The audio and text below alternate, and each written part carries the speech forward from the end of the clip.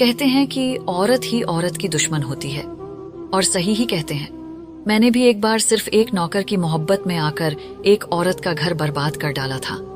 यह उन दिनों की बात है जब मेरी नई नई सरकारी नौकरी लगी थी। मैं एक अपने बड़े से घर में रहती थी। घर के साथ मुझे सर्वेंट क्वार्टर भी मिला था, ताकि मैं अपना कोई भी नौकर रखूं तो उसको रहने की भी जगह दे सकूं। और फिर ऐसा ही हुआ। जब मैंने राहुल को अपने घर में नौकरी के लिए रखा तो मैंने उसे कह दिया कि अपने परिवार को भी लेकर आना। राहुल बहुत खूबसूरत लड़का था।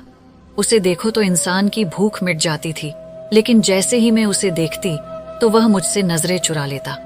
मुझे उसकी यह बात बहुत बुरी लगती थी। हाँ, मैं एक शादीशुदा औरत थी। मेरा पति भी एक सरकारी विभाग में नौकर था। मुझे किसी मर्द का खुद को यूं नजरअंदाज करना अच्छा नहीं लगता था। मेरे ख्याल में तो मैं इतनी खूबसूरत थी कि कोई मुझे नजरअंदाज कर ही नहीं सकता था। फिर आखिर राहुल के पास ऐसी कौन सी परी थी कि जिसको देखने के बाद वह किसी की तरफ भी देखना पसंद नहीं करता था। ये सोच मुझे अजीब सी उलझन में डाल देती थी। एक दिन मैं अपने कमरे में ही थी कि मेरा पति ऑफिस चला गया। मुझे अपने पति पर अक्सर यही शक रहता था कि वह किसी से मिलने जाता है। काफी दिन गुजर गए थे कि वह रात को अक्सर लेट आते और सुबह होते ही चले जाते। मैं इस बात से बड़ी परेशान होती थी, क्योंकि मेरा पति पहले पहल मुझसे बहुत मोहब्बत करता था, लेकिन फिर उसका रवैया मेरे साथ बदलने लगा। इसीलिए आज मैं सुबह होते ही ऑफिस के लिए निकलने लगी तो मैंने सोचा कि आज मैं अपने पति के ऑफिस में जाऊंगी, उसकी सारी सच्चाई पता करूंगी। पर आज जैसे ही मैं अपने कमरे से निकली, मुझे सर्वेंट क्वार्टर से रोने की आवाजें आने लगी। मैं अपनी सारी परेशानी भूलकर सर्वेंट क्वार्टर की तरफ दौड़ी कि देखूं तो सही वहां क्या हो रहा है। जैसे ही मैं वहां पहुंची, लड़ाई झगड़े की आवाजें आना बंद हो गई। मैंने आगे बढ़कर अंदर कमरे में झांका तो राहुल और उसकी पत्नी बैठे हंस रहे थे। मुझे देखकर वह दोनों खामोशी से खड़े हो गए। बोले कि माफ कीजिएगा मैडम, हम लोग खेल रहे थे। ऊंचा ऊंचा हंसने की आवाज आपके घर तक भी आई होगी। बस माफ कर दे, आइंदा ऐसा नहीं होगा। राहुल ने यह बात भी बड़े हंसने वाले अंदाज में कही थी, जबकि वह और उसकी पत्नी दोनों मेरे सामने सर झुकाए खड़े थे। मैंने देखा दोनों का सांस फूला हुआ था। वाकई वह काफी देर से एक दूसरे के साथ खेल खेल रहे थे।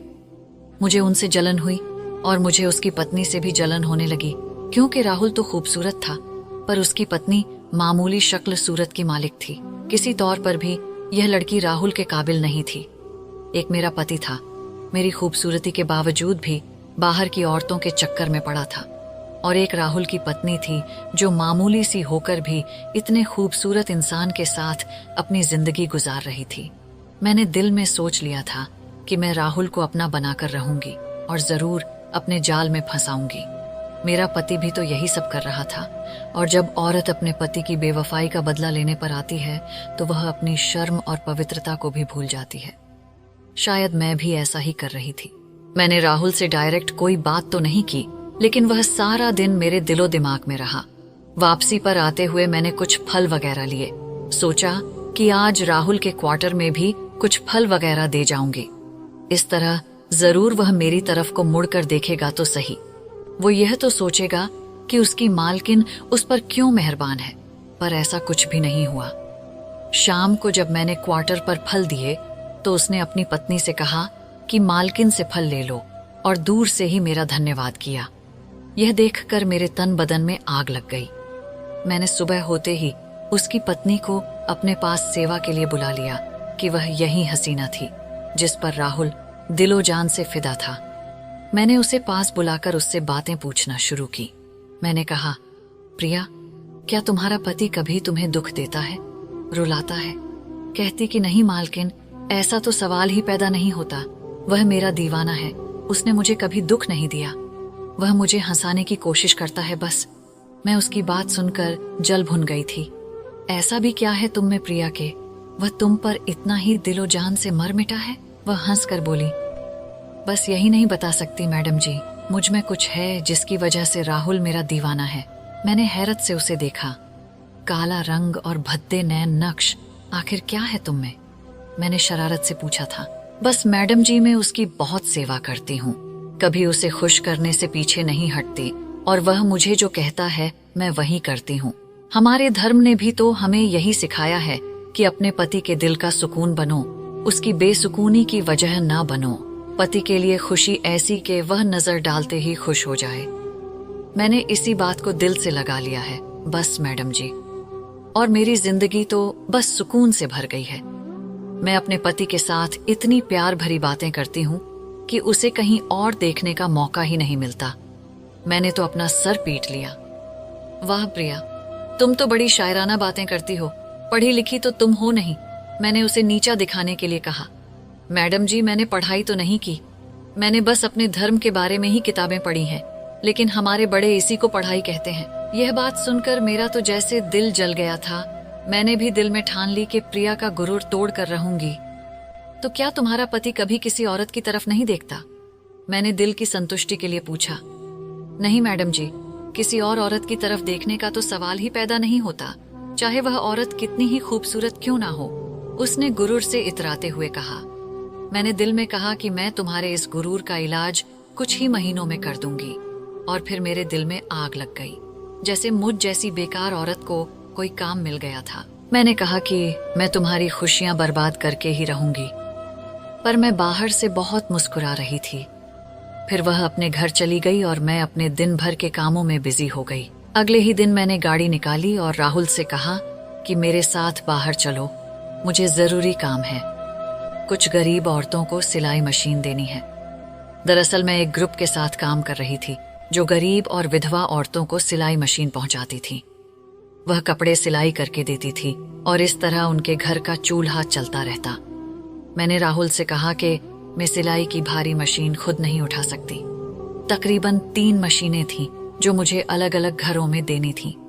तुम भी आ जाओगे तो मुझको भरोसा रहेगा, मर्द का साथ होना जरूरी है। राहुल ने मेरी बात पर हाँ में सर हिलाया। वह अपनी पत्नी को आंख से इशारा करके वापस बाहर आ गया, क्योंकि वह उसे मेरे सामने अपने साथ लगाकर बाएं तो नहीं कह सकता था। बाहर से ही उसे इशारा करके आ गया। गाड़ी में बैठते ही मैंने राहुल से कहा कि तुम तो बड़े ही कच्चे किस्म के मर्द निकले। मेरी बात सुनकर वह चौंक गया। मैं उसकी मर्दानगी पर ठेस पहुंचाना चाहती थी। क्या मतलब है मैडम जी? मैं कच्चा किस्म का मर्द हूँ? आज तक मुझे किसी ने यह बात नहीं कही। प्रिया तो दीवानी है मेरी, वह हंसकर बोला। मैंने उससे कहा कि प्रिया क्यों ना दीवानी हो तुम्हारी, वह तो काली क्लूटी और तुम गोरे चिट्टे हो। तुम पर तो कोई भी लड़की फिदा हो सकती है। प्रिया को क्या फर्क पड़ता है कि वह तुम्हारी सेवा करे? मेरी बात सुनकर राहुल गुस्से से बोला, ऐसी बात नहीं है, दुनिया की सबसे खूबसूरत औरत लगती है वो मुझे। मैं तो उसके होते हुए किसी और की तरफ देखना भी पाप समझता हूँ। अच्छा, तो उसमें ऐसी क्या खास बात है जो तुम्हें बहुत पसंद है? मैं ये बातें नहीं करना चाहता मैडम जी। मैं आपकी बहुत इज्जत करता हूँ, लेकिन मैं अपनी पत्नी के बारे में कोई बात नहीं सुनूंगा। उसकी बात सुनकर मैं खामोश हो गई। फिर मैंने सोचा कि मैं इससे और कोई बात नहीं करूंगी। 3 घरों में मशीन पहुंचाने के बाद मैं काफी थक गई थी। मैंने कहा, राहुल, तुमको तो ड्राइविंग आती नहीं और मैं ड्राइविंग करते करते थक गई हूँ। मैं होटल में जाकर जरा खाना खाना चाहती हूँ, तुम मेरे साथ चलो।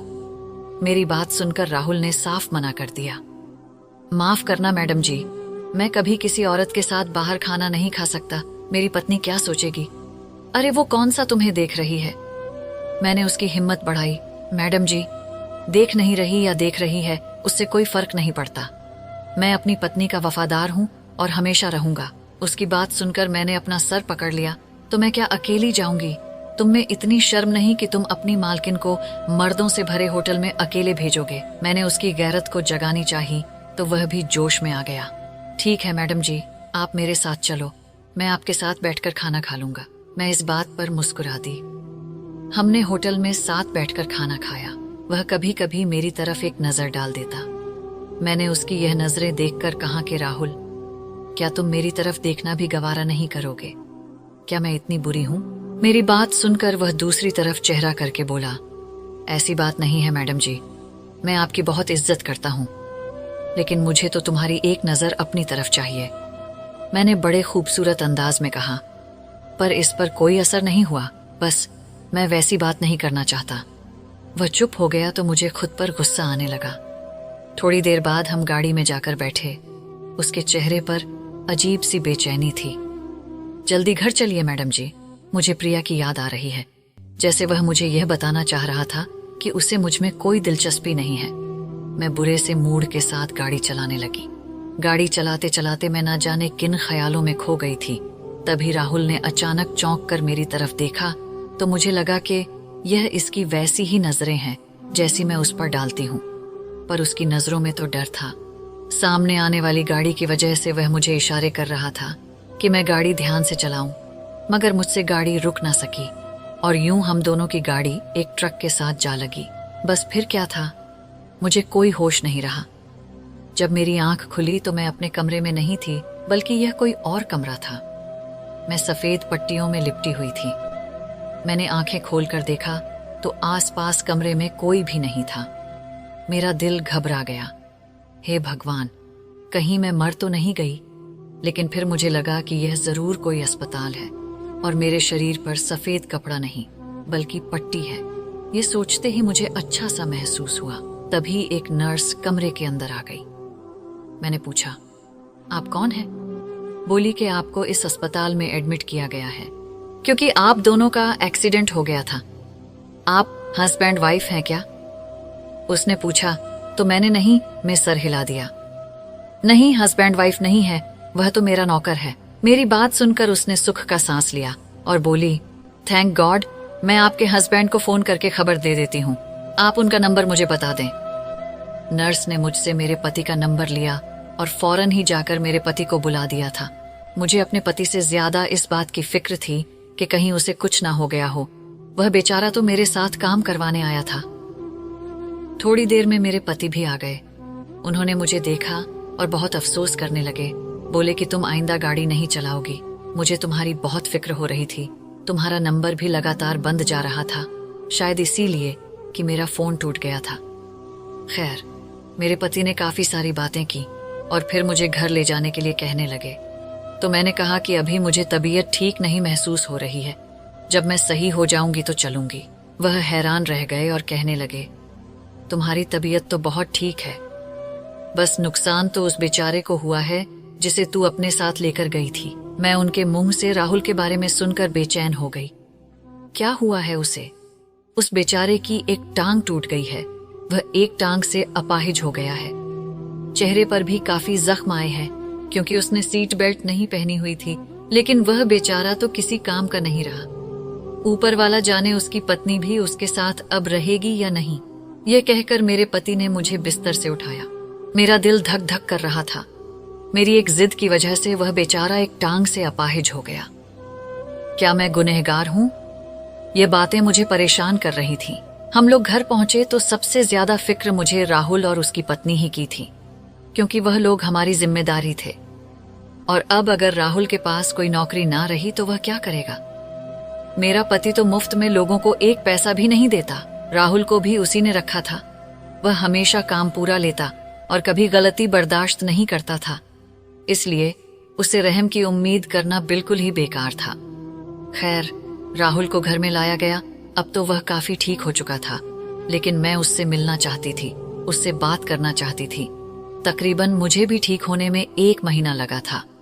मैं पूरी तरह ठीक हो गई तो मेरा दिल मचलने लगा। सोचा मैं क्यों न जाकर राहुल के हालचाल पूछूं। खैर, मैं काफी ठीक हो चुकी थी, चल फिर सकती थी। उसी दिन मैं राहुल के कमरे में चली गई। उसकी पत्नी प्रिया उसके पास बैठी थी। मैं उसे देखकर हैरान रह गई, क्योंकि वह पहले से भी ज्यादा अपने पति का ख्याल रखने लगी थी। उसे गर्मा गर्म सूप पिलाती तो कभी सर दबाती। ये देखकर मेरी हैरत का कोई ठिकाना न रहा। मैंने तो आज तक अपने पति का सर दबाना तो दूर की बात, उसकी बात का सही तरीके से जवाब भी नहीं दिया था। फिर भी वह मुझसे बहुत मोहब्बत से बात करता। शायद राहुल की उम्र कम थी, उसकी नई नई शादी हुई थी। वह इसीलिए अपनी पत्नी के बारे में जज्बाती था। वह मुझे देखकर बोला, मुझसे ज्यादा प्रिया दुखी है क्योंकि वह मुझसे मोहब्बत करती है। तब मैंने उसे साफ कह दिया, खाली पेट तो मोहब्बत से भी पेट नहीं भरता। तुम्हें चाहिए कि तुम अपना इलाज करवाओ, तुम मुझसे तमीज से बात किया करो। वह सर झुकाकर बोला, मैडम जी, आप जो कहेगी मैं वही करूंगा। बस वह अपनी पत्नी के लिए बोझ नहीं बनना चाहता। तुम्हें करना कुछ भी नहीं होगा। तुम तो जानते हो ना, मैं तुम्हें अपनी जिंदगी में लाना चाहती हूँ। अगर तुम यह सोचते हो कि तुम इसी तरह जिंदगी भर गुजारा कर लोगे तो यह तुम्हारी गलतफहमी है। तुम्हारे साथ एक छोटा बच्चा भी है। तुम लोग कहाँ जाओगे? मैं तुम्हारे पांव का इलाज तो करवा सकती हूँ, पर इसकी एक शर्त है। राहुल ने मुझे सवालिया नजरों से देखा और कहा, वह क्या शर्त है मैडम जी?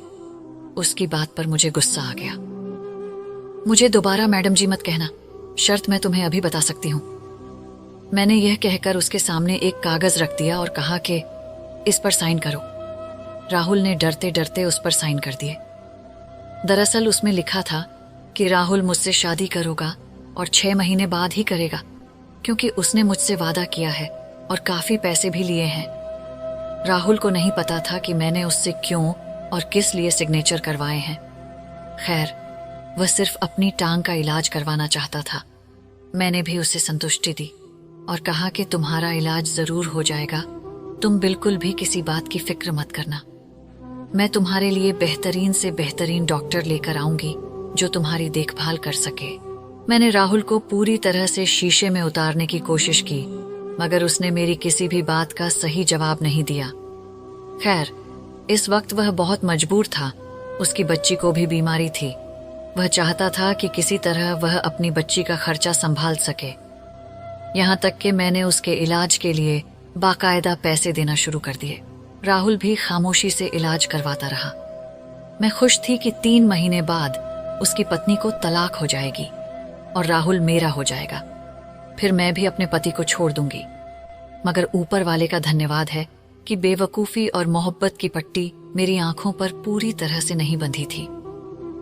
3 महीने बाद राहुल जब ठीक होकर मेरे सामने आया तो उसने एक ऐसी कड़वी बात कही कि वह अपनी खूबसूरती समेत मेरे दिल से उतर गया।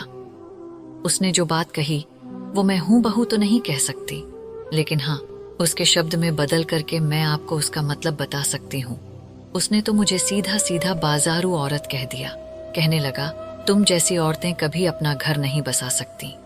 वह अपने पति से कभी खुश नहीं होती और मेरी पत्नी के जैसा खूबसूरत तो इस दुनिया में कोई नहीं। मैंने कहा, मैं तुमसे चाहती ही क्या थी? मैं तुमसे शादी करना चाहती थी। तुम्हें कभी किसी गलत चीज के लिए भी नहीं कहा। मैंने कहा, हाँ तुम खूबसूरत हो तो इसमें मेरा क्या कसूर है? मेरा पति खूबसूरत नहीं है, आम सी शक्ल का है।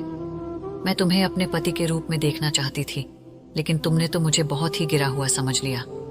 मुझे राहुल की बात सच पूछे तो बहुत ही बुरी लगी। अगर मुझे उसके छोटे बच्चे और उसकी पत्नी का ख्याल ना होता तो मैं अपने पति से कहकर राहुल की वह हालत करवाती कि वह सारी जिंदगी याद रखता। पर मुझे ऊपर वाले का डर था। मैंने सोचा कि गलती भी मेरी ही थी। मैं ही उसे बाहर लेकर गई थी जब उसकी टांग टूटने वाला हादसा हुआ। लेकिन यह भी तो देखिए कि जो कुछ होता है इंसान के नसीब में लिखा होता है। राहुल के झुठलाने पर आज तक मैं सुकून से सो नहीं पाई। मुझे उसकी कड़वी जहरीली बातें याद आती हैं। तुम एक बाजारू औरत हो, तुम कभी खुश नहीं रह सकती। अपने पति को धोखा दे सकती हो तो मुझे क्यों नहीं? मुझे उसकी बातें सोने नहीं देती। आपके ख्याल में क्या मैं इस सलूक की हकदार थी?